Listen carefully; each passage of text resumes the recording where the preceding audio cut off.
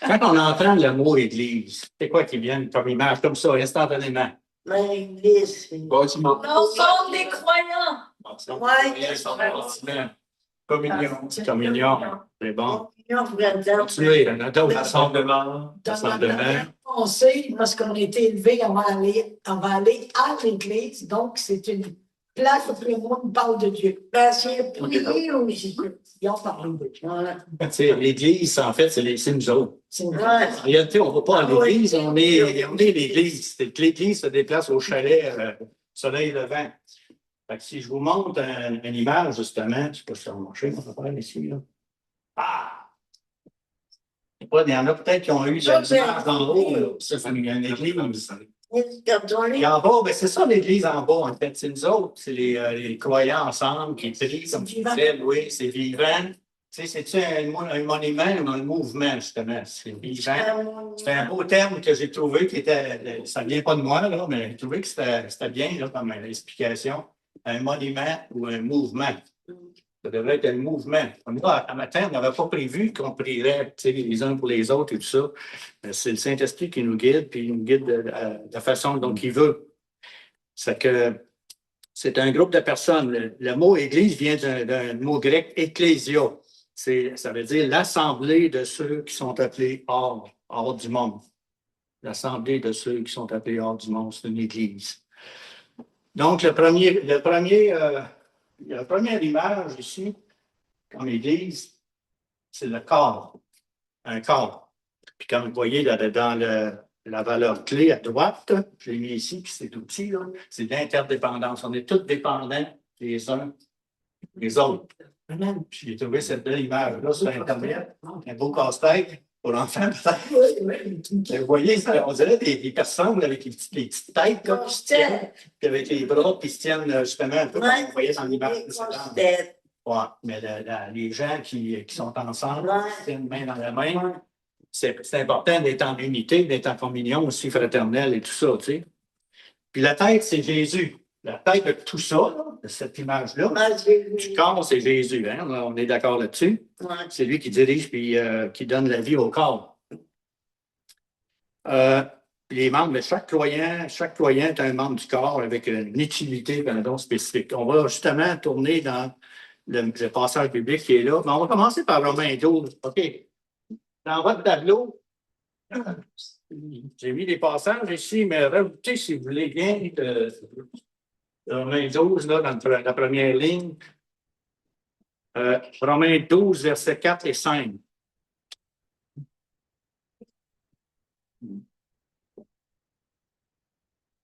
Allez, on va prendre la Bible. Romains 12, versets 4 et 5. Comme j'ai dit tantôt, il y a d'autres passages aussi, hein? Qui écrivent le corps, par exemple. Je peux trouver ma Bible. Bon, ici. Romains 12. L'apôtre Paul il dit, car comme nous avons plusieurs membres dans un seul corps, et que tous les membres n'ont pas la même fonction, on est d'accord? Ainsi, nous qui sommes plusieurs, nous formons un seul corps en Christ et nous sommes tous membres les uns les autres. Hein, je l'ai déjà dit dans le passé, les uns les autres revient souvent dans la parole de Dieu. Puis ici, on le voit justement les uns les autres. Donc, on a tous besoin les uns des autres. Pour avancer, on est tous membres les uns des autres. Ça, c'est Romains 12, versets 4 et 5. 1 Corinthiens 12 maintenant. Puis là, on va rester là-dedans un petit bout de temps. Là. 1 Corinthiens 12, verset 4. C'est juste avant, justement, avant le chant que Vino nous a amené dans Romains, pas Romains, dans 1 Corinthiens 13 sur l'amour. Hein? Un chant sur l'amour. 1 Corinthiens 12, à partir du verset 4.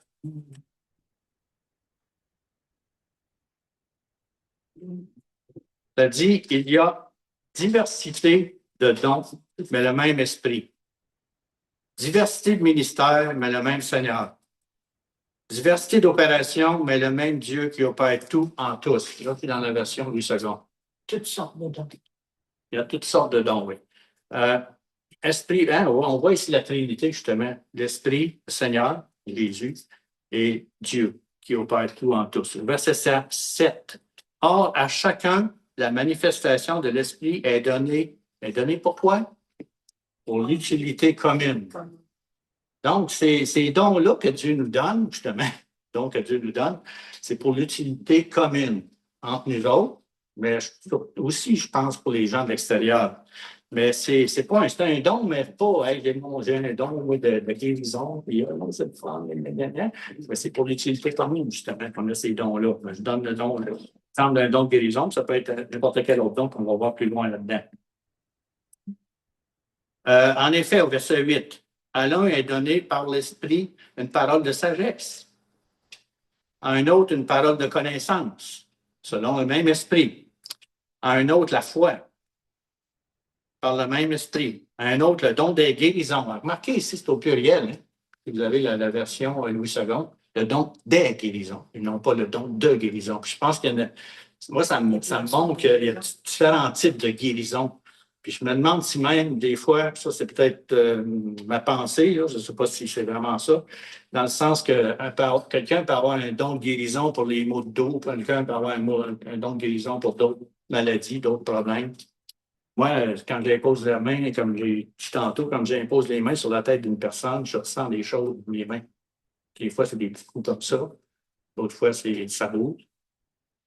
Je n'ai pas compris encore tout ce que ça veut dire, là. Mais je pense qu'il y a du spirituel là-dedans, en tout cas. Par le même esprit, le don de guérison. Verset 10. À un autre, le don d'opérer des miracles.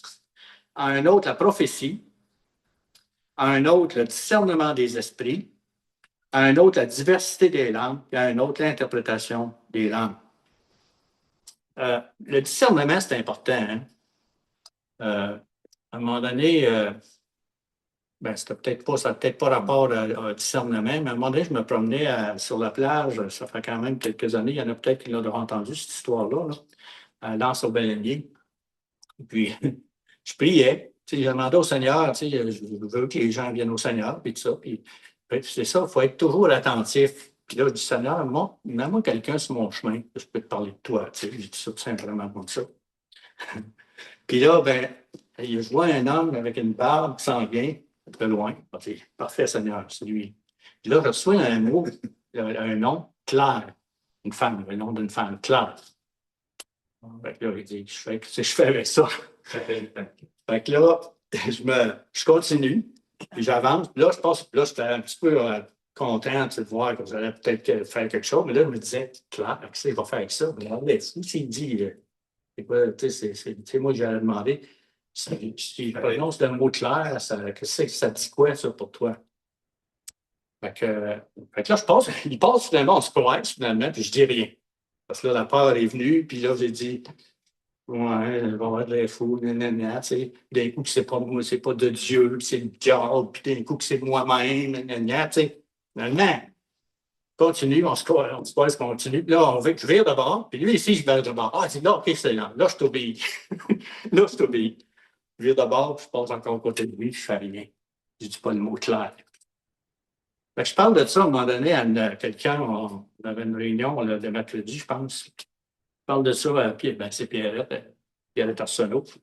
Elle dit oui, elle dit, ouais, je sais qui tu parles, c'est un homme qui se promène souvent, il marche souvent à cet endroit-là. Puis elle dit, sa femme s'appelle Claire. Oh. Fait que là, je l'ai jamais rencontré après.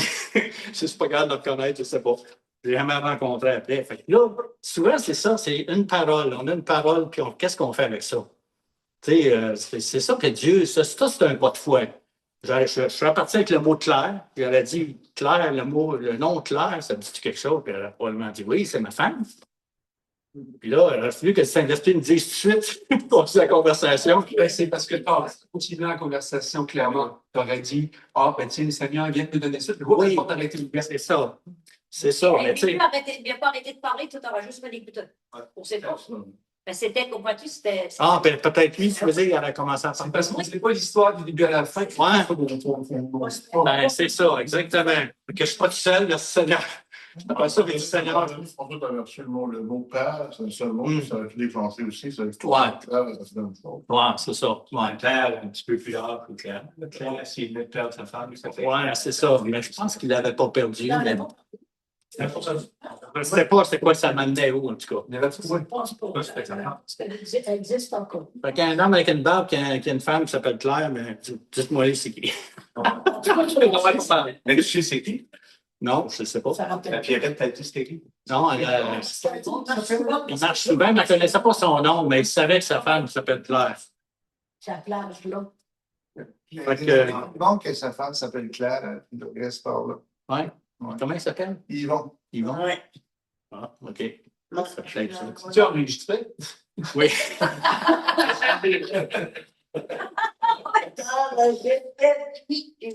Fait que ça, c'est pour montrer que souvent, le Saint-Esprit, puis même, je pense que la plupart du temps, le Saint-Esprit ou Dieu, là, on va parler du Saint-Esprit parce qu'il est en nous, il nous donne quelque chose, puis on n'obéit pas. Tu sais, en tout cas, moi, je n'ai pas obéi. Parce que tu poses des questions, tu te demandes, là, Seigneur, je vais aller où avec ça? Fait que, là, mais pourtant, elle a dû allumer tout de suite. Pourquoi elle a un nom comme ça? Ça me fait penser à le magnésium pour mon cou, quand j'avais une bosse dans le cou, puis le mot magnésium est venu, puis j'ai commencé à prendre du magnésium, puis la bosse est partie. Mais c'est un peu la même chose, il faut faire confiance en Dieu. En tout cas, ça dit au verset 11, je vais continuer, un petit parenthèse, là. Un seul et même esprit opère toutes ces choses, les distribuant à chacun en particulier comme il le veut, comme Dieu le veut. Car, comme le corps, au verset 12, est un et a plusieurs membres, et comme tous les membres du corps, malgré leur nombre, ne forment qu'un seul corps, ainsi en est-il de Christ. Nous avons tous, en effet, été baptisés dans un seul esprit pour former un seul corps, soit juif, soit grec, soit esclave, soit libre, et nous avons tous été abreuvés d'un seul esprit. Ainsi, au verset 14, le corps n'est pas un seul membre, mais il est formé de plusieurs membres.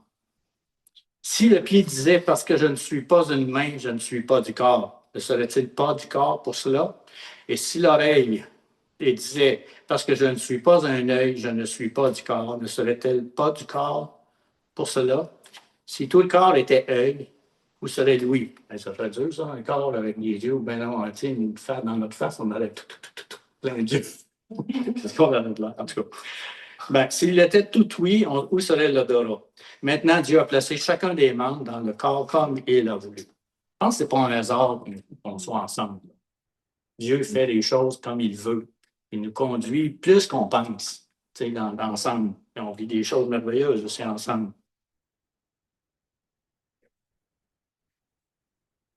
Supposons qu'on va aller voir quelqu'un, justement, c'est un peu ça, là, tu sais, quand j'ai vu cet homme-là de loin, j'avais besoin des jambes pour marcher, j'avais besoin de ma bouche pour parler, que je n'ai pas utilisé d'ailleurs.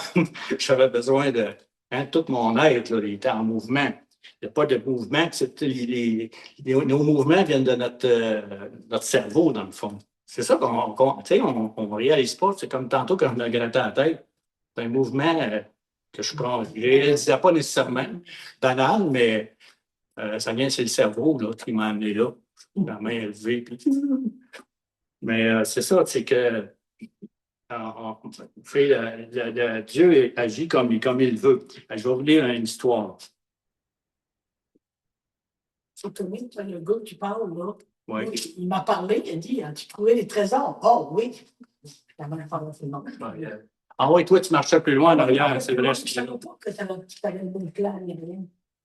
Oui, Ouais, oui. parce qu'elle n'est pas gênée, elle a dit. On va continuer avant que je vous compte ma petite histoire. Tu rapport avec l'histoire? Au verset, oui. Mais je t'ai rendu au verset 19. Si tous étaient un seul membre, où serait le corps? Maintenant, donc, il y a plusieurs membres et un seul corps. Au verset 21, l'œil ne peut pas dire à la main, je n'ai pas besoin de toi, ni la tête dire aux pieds, je n'ai pas besoin de vous. Mais bien plutôt, les membres du corps qui paraissent être les plus faibles sont nécessaires. On parlait de ça, je pense, à le groupe Maison, là. Et puis, le petit orteil, là, il serait à quelque chose. Tu sais, supposons que j'aurais un accident, je me fais couper le petit orteil, ou il y en a qui ont un cancer ou n'importe quoi. Il sert à quelque chose. C'est petit. Oui. L'équilibre. Oui. Le petit orteil sert à l'équilibre. Quand on marche, on ne s'en rend pas compte, ou quand on tourne, le petit orteil n'est pas là pour rien. Tu sais. Il sert vraiment à l'équilibre. J'ai cherché ça un peu sur Internet pour valider. Là. Et si on n'avait pas le petit orteil, on aurait de la misère à marcher, puis les autres. doigt de pied, là, il en subirait des conséquences. Fait que tout le reste du corps serait affecté, dans le fond. Probablement que boiterait. La personne qui manque un petit orteil, probablement commencer à boiter et tout ça. Fait que tout est même si ça dit au verset 23, et ceux que nous estimons être les moins honorables du corps, nous les entourons d'un plus grand honneur. Ainsi, nos membres les moins honnêtes reçoivent le plus d'honneur, tandis que ceux qui sont honnêtes n'en ont pas besoin. Dieu a disposé le corps de manière à donner plus d'honneur à ce qui en manquait. Et l'histoire que je voulais vous conter, c'est que c'était un homme de... Ça, c'est là-dessus ici, je pense, là. Ouais, c'est ça. Écoutez bien ça. C'est un orchestre, un chef d'orchestre, dans le fond, là, quand, au cours d'une répétition, alors que la trompette claironnait, que les cymbales retentissaient, que les violons chantaient, en tout cas, jouaient. Le joueur de piccolo, tu connaissais ça, un piccolo? Tout petit, dans un orchestre. Imaginons l'Orchestre symphonique de Montréal, là, il y a un gars avec son petit piccolo là-dedans. À un moment donné, le joueur de piccolo s'est dit, à quoi je suis utile, moi? Tu sais, ils ne m'entendent pas. Je suis enterré par les tambours, par les autres instruments, puis tout ça. Fait que, à quoi suis-je utile? Je pourrais tout aussi bien ne pas jouer. Personne ne m'entend de toute façon. Il garda alors son instrument à la bouche, mais cessa de jouer. Il faisait semblant de jouer. Fait qu'à un moment donné, le chef d'orchestre s'en est rendu compte, imaginez. Quelques instants plus tard, oui, le chef d'orchestre s'est crié « Arrêtez, arrêtez! Où est le piccolo? » Fait que le chef d'orchestre, lui, il l'entendait. C'est un peu comme Dieu, il entend, même si on se dit insignifiant, puis on est utile comme la petite orteil, puis tout ça, c'est comme, on n'est pas insignifiant aux yeux de Dieu. Comme le chef d'orchestre, il savait que le piccolo, il ne fonctionnait pas, il faisait semblant de jouer, finalement. Ils disent ici, il y a des périodes dans notre vie où nous nous sentons insignifiants et inutiles. Entourés de gens qui ont de plus grands talents que nous sommes parfois tentés, dans un moment de faiblesse, de nous retirer et de laisser un autre faire notre travail. Nous nous disons que, de toute façon, notre contribution ne changera pas grand-chose. Nous oublions ce que nous suggère notre Seigneur en se servant des 5 pains et des 2 poissons apportés par un petit garçon pour nourrir toute une multitude. C'est lui qui nous a placés là où nous sommes. C'est lui qui a distribué les tâches et donné les moyens de les accomplir. Que nous ayons reçu peu ou beaucoup de talent, ce n'est pas à nous d'en apprécier l'importance. Mettons simplement à son service ce que nous avons reçu. Il est toujours attentif à la manière dont nous accomplissons ce que nous pourrions appeler notre prestation quotidienne. Amen. Fait que ce petit piccolo-là, il était utile. Le chef d'orchestre, en tout cas, lui, il l'entendait. Si les gens dans la salle n'entendaient pas, le chef d'orchestre l'entendait. Bon, je suis rendu au verset 24, je pense, 25. Où on va commencer. Dieu a disposé, on va commencer dans le 24.1. Dieu a disposé le corps de manière à donner plus d'honneur à ce qui en manquait, afin qu'il n'y ait pas de division dans le corps, mais que les membres aient également le soin les uns les autres. Ça revient encore ici, les uns des autres. Au verset 26, si un membre souffre, tous les membres souffrent avec lui. Si un membre est honoré, tous les membres se réjouissent avec lui. Vous êtes, ça c'est Paul qui dit, vous êtes le corps de Christ et vous êtes ses membres, chacun pour sa part. Il continue au verset 28, Dieu a établi dans l'Église, premièrement des apôtres, secondement des prophètes, troisièmement des docteurs, des enseignants. Ensuite, ceux qui ont le don des miracles, ceux qui ont le don de guérir, de secourir, de gouverner, de parler diverses langues. Tous sont-ils apôtres? Tous sont-ils prophètes? Tous sont-ils enseignants ou docteurs? Tous ont-ils le don des miracles? Tous ont-ils le don des guérisons? Tous parlent-ils en langue? Tous interprètent-ils?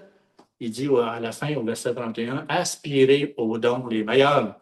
Moi, je vois ça comme un aspirateur. Tu sais, il y a des dons. puis moi, on peut avoir plusieurs dons. On peut tous les avoir, même, d'après moi. C'est quelqu'un qui veut vraiment, là. les fameux 9 dons qui sont mentionnés dans ça, en 1 Corinthiens 12. Aspirez aux dons les meilleurs. Et je devais encore vous montrer une voie par excellence. Puis là, on rentre dans 1 Corinthiens 13, l'amour. L'amour est patient, plein de bonté, petit patata. Donc, tous ces dons-là, ça doit se faire dans l'amour. Ça ne se fait pas dans l'amour et ça ne marche pas, ça ne quelque part. Donc, aspirons aux dons les meilleurs. En tout cas, qu'on pense les meilleurs pour nous, là.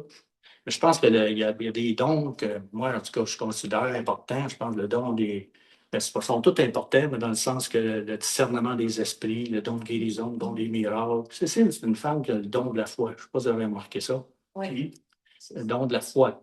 Une femme, c'est parce que c'est un des dons qui est mentionné là. Des belles fleurs aujourd'hui, c'est. Ouais. Ah, parce que tantôt, elle a eu le pot, on va lui donner des fleurs maintenant. Non, mais c'est une femme de foi qui facilement, qui me ramène souvent à l'ordre parce qu'elle dit Hey, on a dit qu'on s'en allait aux îles de la Madeleine, puis on va y rester, puis même si c'est difficile, on continue. Tu sais, c'est pas toujours évident planter une nouvelle église. Puis Ça, tout c'est ça, pas la foi, c'est la persévérance. Persévérance aussi. Mais C'est la foi, pareil. ouais, mais ça prenait de la foi. Bon. Vous avez compris que Christ, c'était la tête, c'est lui qui dirige cette Église. Nous sommes les membres, donc avec une diversité de dons. Ces dons-là, c'est pour l'utilité commune, c'est pour la communauté. Puis les communautés, c'est pas juste ici. N'importe qui qu'on pourrait rencontrer. Ça aussi, c'était une autre affaire qu'à un moment donné, j'ai vécu quand on était à Saint-Jean-sur-Richelieu. Jonathan Bouchard de l'Église à Granby, l'Église. Lui, il allait souvent dans les centres d'achat.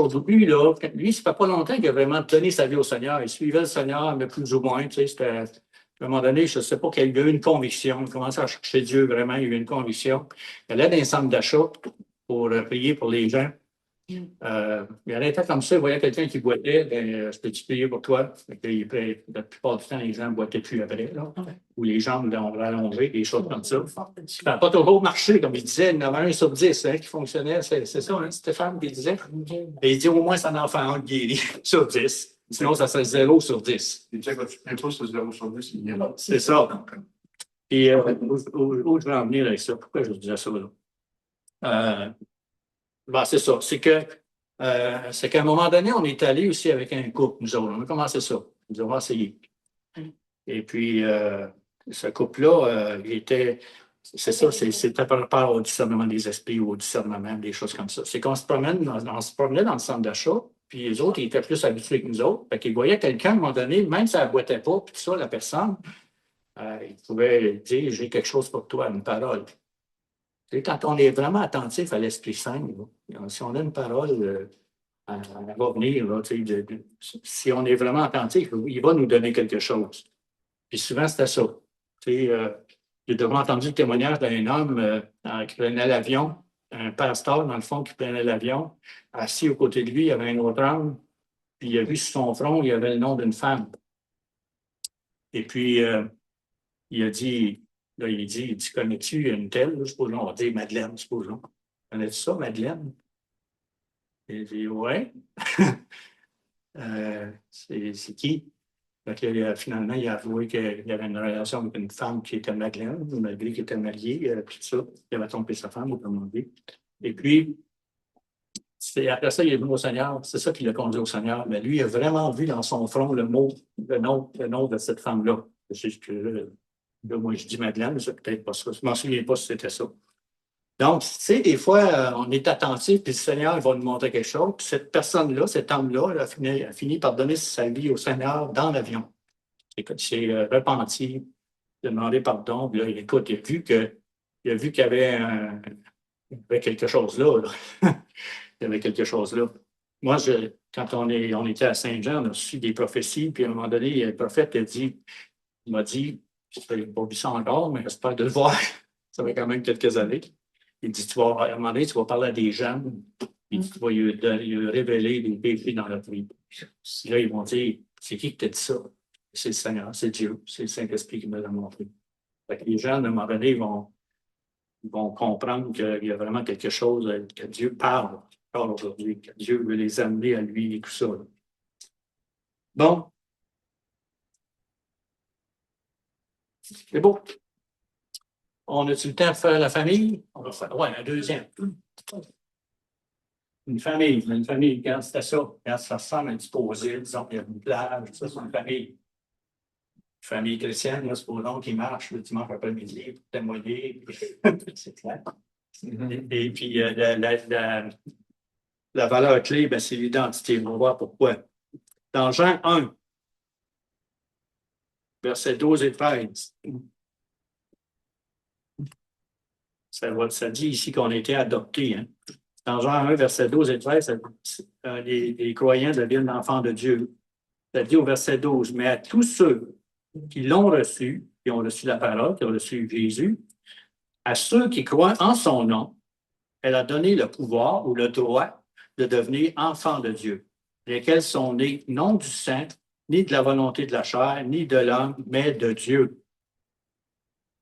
On est devenu enfants de Dieu. On a le droit de devenir, on a eu le droit de devenir enfants de Dieu lorsqu'on a décidé de suivre le Seigneur, lorsqu'on a reçu Jésus dans nos vies. Et on est maintenant né de Dieu. Enfant de Dieu. C'est quelque chose quand on pense à ça. Tu sais, des fois, on prend ça comme ça. Là. Il est enfant de Dieu. Ça veut dire que Dieu a des enfants, nous autres. Mais moi, je pense à ça. J'ai dit une famille, normalement, il y a 3 personnes. Alors, ça veut dire qu'ils ont au moins un père, une mère, des enfants. Ça, c'est une famille. Ouais. Au moins un enfant, en tout cas. Mais là, il est où la mère? Saint-Esprit. Oui, il y en a qui disent c'est ça, c'est le Saint-Esprit. C'est ça. Mais comment il s'appelle? Il y a un homme assez connu, Jean Calvin, qui est un théologien du 16e siècle, qui a dit si Dieu est notre Père, l'Église est notre mère. Lui, il voyait plutôt l'Église. Mais effectivement, l'Église, c'est l'épouse, effectivement. Tu sais. Fait qu'il y a un lien là, qu'on peut faire éventuellement, mais dans le fond, l'Église pourrait être une mère, dans le fond. Parce que là, il manquait quelque chose. Il y en a qui disaient, oui, effectivement, que c'est le Saint-Esprit. Ça, c'est Jean Calvin au 16e siècle. Si Dieu est notre Père, l'Église est notre mère. La communauté ou la famille, je trouve que la famille, j'en parlais un petit peu tantôt avec Stéphane au début, avant la rencontre, le début de la rencontre. J'en parlais avec Stéphane, puis il disait, tu sais, dans notre groupe maison, puis je pense qu'il faut qu'on s'enligne vers ça, je pense, l'Église. J'en parlais un petit peu la semaine passée. Je pense qu'on doit s'enligner vers des groupes maison à un moment donné. C'est le seul moyen, le groupe maison, de connaître les gens encore plus intimement. Et aussi de se connaître l'un l'autre et tout ça. C'est un des moyens, peut-être pas le seul, mais parce que si on n'est pas un gros groupe, mais dans une église de 100 personnes, c'est sûr que quand il y a des petits groupes maison qui se rencontrent, on est plus intimement liés. On connaît aussi, des fois, on va discerner les dons de chacun. Puis juste par le Seigneur va nous le montrer. Puis souvent, les dons qu'on vient de parler en 1 Corinthiens 12, souvent, on ne les voit pas nous-mêmes dans nos vies. Tu sais, le don de la foi que Cécile, j'ai dit tantôt, elle ne le voit pas nécessairement dans sa vie. D'autres dons, des fois, les gens ne le voient pas nécessairement ou l'appellent. Tu sais, des fois, on dit qu'une personne est appelée, supposons, à prêcher ou à être pasteur ou à être un évangéliste et tout ça.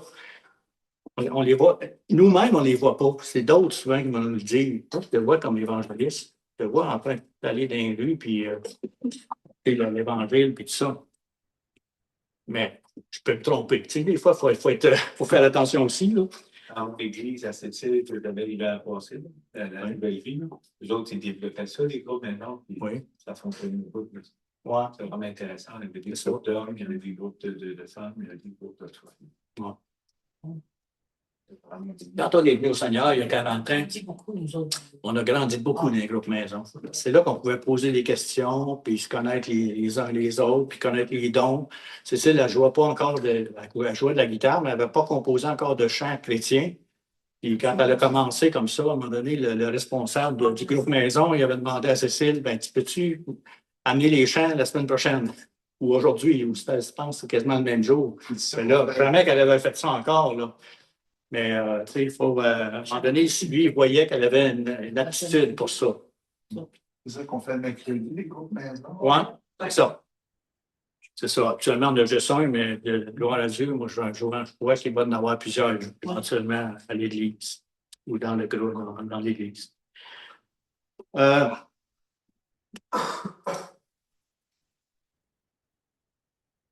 faut réaliser qu'on a été adopté par Dieu.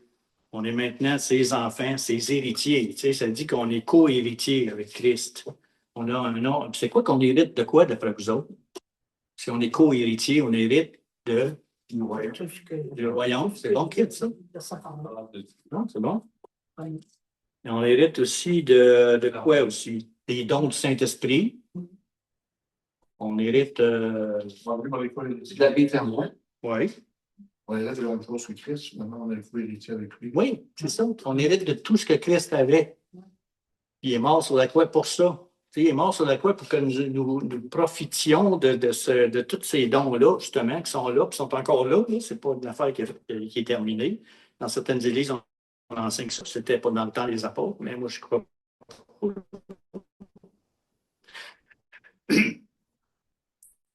pas. L'Église n'est pas parfaite non plus. Hein? Quelqu'un leur dit, si tu trouves une Église parfaite, vas-y pas, parce qu'elle ne sera plus parfaite.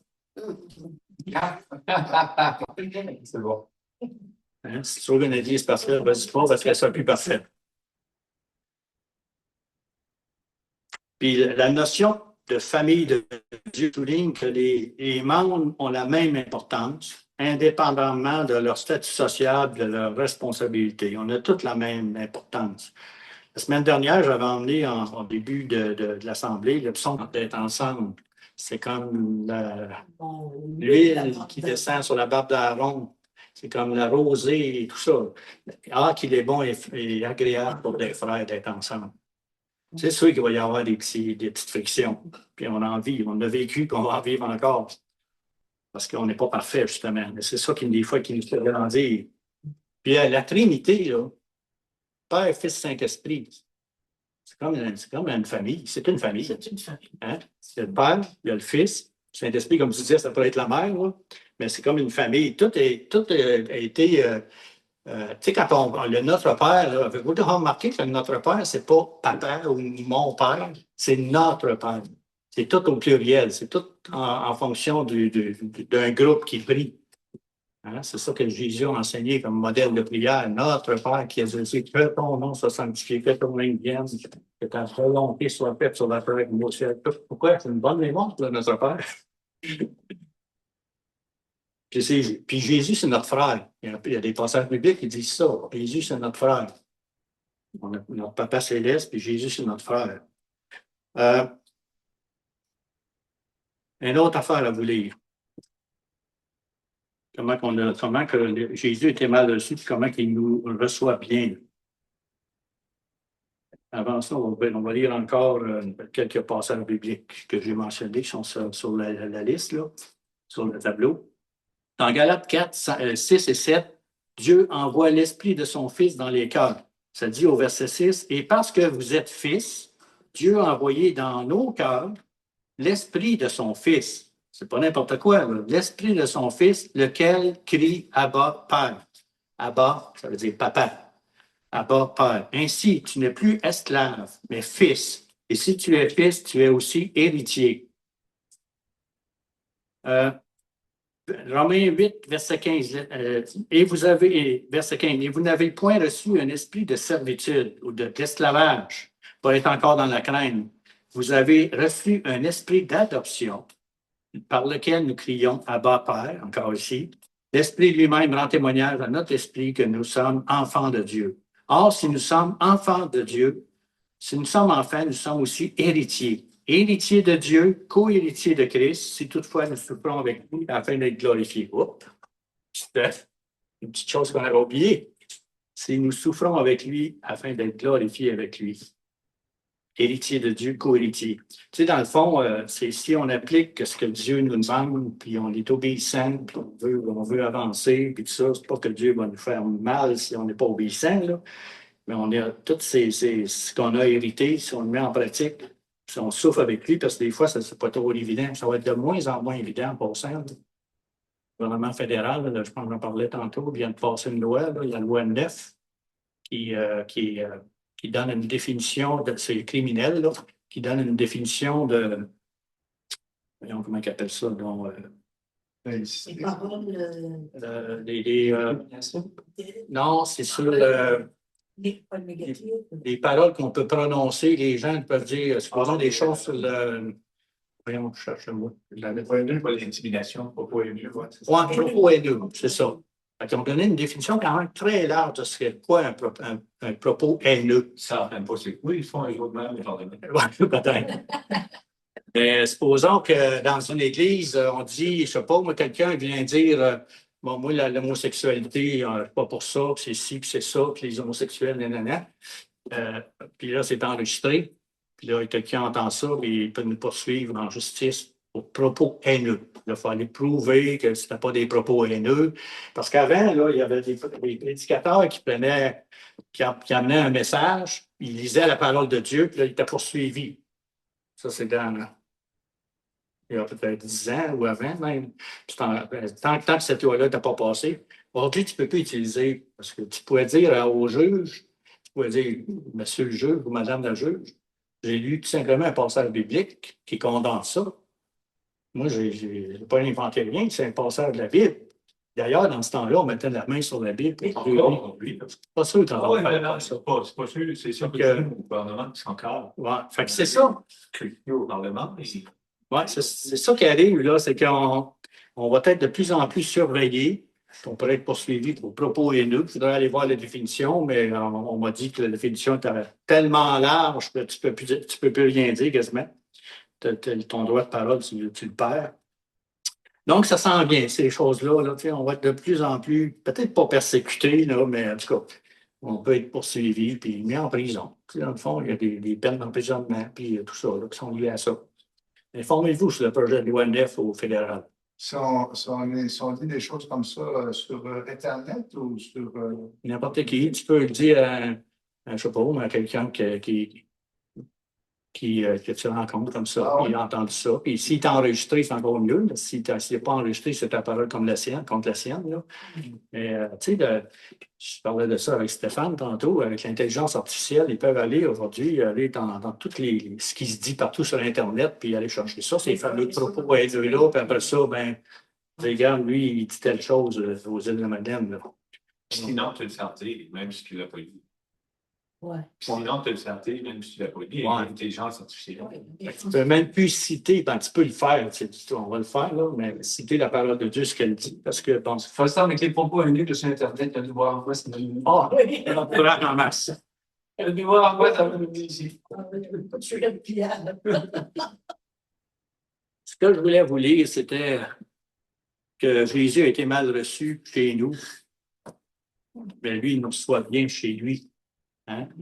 Ça dit, le fait d'avoir été mal reçu chez quelqu'un ne vous incite guère à l'inviter et à le traiter royalement. Supposons que vous êtes mal reçu à quelque part, vous allez quelque part, puis ça nous est déjà arrivé d'ailleurs.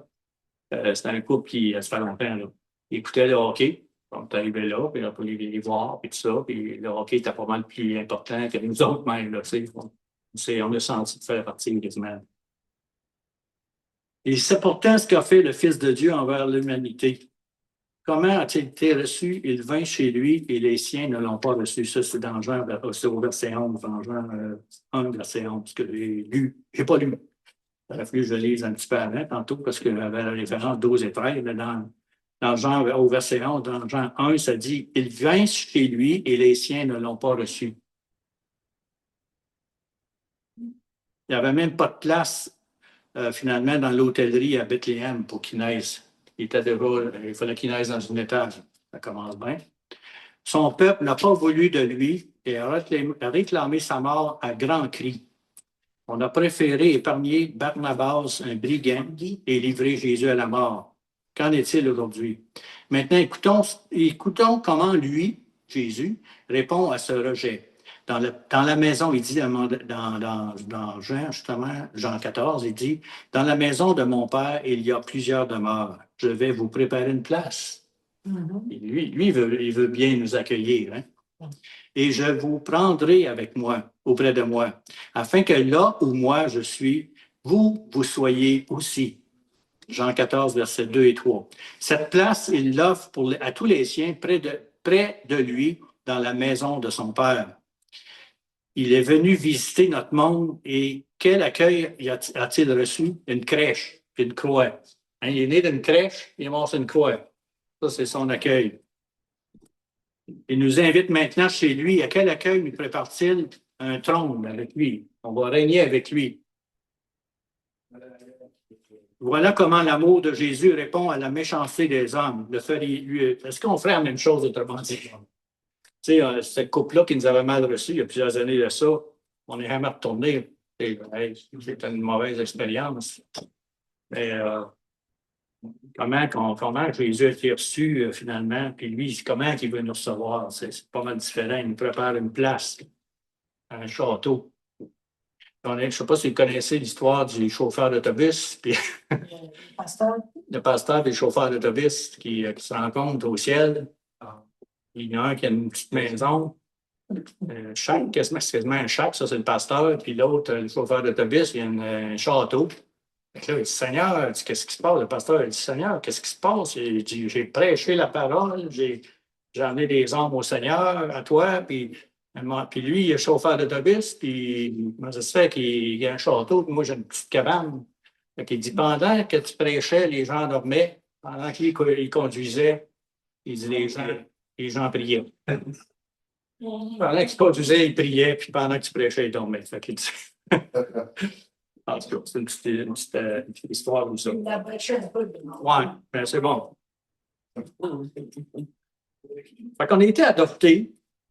On a été adoptés, comme on a vu. Puis le Père témoigne un amour infini en nommant les croyants ses enfants. Il dit, voyez dans 1 Jean 3, 1, ça dit, voyez quel amour le Père nous a témoigné pour que nous soyons appelés enfants de Dieu. Et nous le sommes. C'est drôle, moi, tout. Je trouvais ça curieux. Moi, c'est ça qui raconte ça. Et nous le sommes. Voyez quel amour le Père nous a témoigné pour que nous soyons appelés enfants de Dieu. Et nous le sommes. Si le monde ne nous connaît pas, c'est qu'il ne l'a pas connu. Donc, ici, au niveau de la famille, on a un Père qui est aimant. On est des enfants de Dieu, puis notre identité, c'est ça, c'est notre identité, entre autres, c'est d'être enfant de Dieu.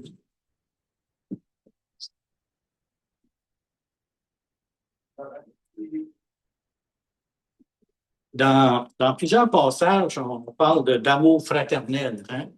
Dans Romains 12, par exemple, par amour fraternel, soyez pleins d'affection les uns pour les autres, par honneur et de persévérance. Dans Acte 2, verset 42, il persévérait dans l'enseignement des apôtres, dans la communion fraternelle, la fraction du pain et dans les prières. Donc, la communion fraternelle, c'est quelque chose d'important aux yeux de Dieu. Dans 1 Pierre 3, 8, enfin, soyez tous animés des mêmes pensées, des mêmes sentiments, pleins d'amour fraternel, de compassion, d'humilité. Fait que moi, je trouve que c'est important, les rencontres qu'on a ici, mais aussi les rencontres en petits groupes, qu'on se connaisse plus, puis qu'on applique aussi ce qu'on entend le dimanche. Là, on l'a fait tantôt pour la prière, mais on veut appliquer davantage ce qu'on entend. Tu sais, on ne veut pas être des auditeurs, on est plus que des auditeurs. J'espère que vous êtes plus que des auditeurs. Là. Et, oublieux, mais on est des participants. Il faut être des participants. C'est pour ça que souvent, dans les petits groupes, c'est plus facile. Tu sais, on dit, ben regarde, pose la main sur cette personne-là, on va prier. Tu sais, puis c'est le fun de voir comment les gens prennent de l'assurance. Puis ils sont participants, puis on est participants tous ensemble. Fait qu'on a tous des choses à apprendre aussi là-dedans. Fait que là, on a eu le temps juste de regarder pour le niveau de l'image du corps et de la famille, ben c'est déjà beaucoup. Et on va prier, si vous voulez. On va terminer par un petit mot de prière. Fait que ça va durer probablement encore 2 semaines. On va regarder la semaine prochaine ou l'autre semaine d'après. Je sais que le Seigneur voulait amener un message aussi. Une habitation, on est une habitation, une armée. Ça, c'était le fun, c'est une armée. On entend ça. Oh my God. Une épouse, un troupeau et une vie. Seigneur, on te remercie pour ton corps. Merci pour chacun des membres, Seigneur. On est tous importants à tes yeux. On est tous utiles. Et c'est pour l'utilité commune, Seigneur, que le corps a été formé. Merci pour l'Église en tant que corps, Seigneur. Merci pour l'Église aussi en tant que famille. Ça se rapproche, ces deux thèmes-là, Seigneur, ces deux images-là de l'Église. Continue, Seigneur, d'agir dans nos vies. Puis, on veut vraiment voir ta gloire resplendir, Seigneur. Puis, on veut Seigneur, vraiment saisir tout ce qu'on a en toi. On est tes enfants. Tes enfants, tu ne veux pas les maganer, tu veux pas les. Nos enfants, on y fait attention. Encore plus, toi, Seigneur, comment tu veux faire attention à nous. Tu veux nous aider aussi à être obéissants.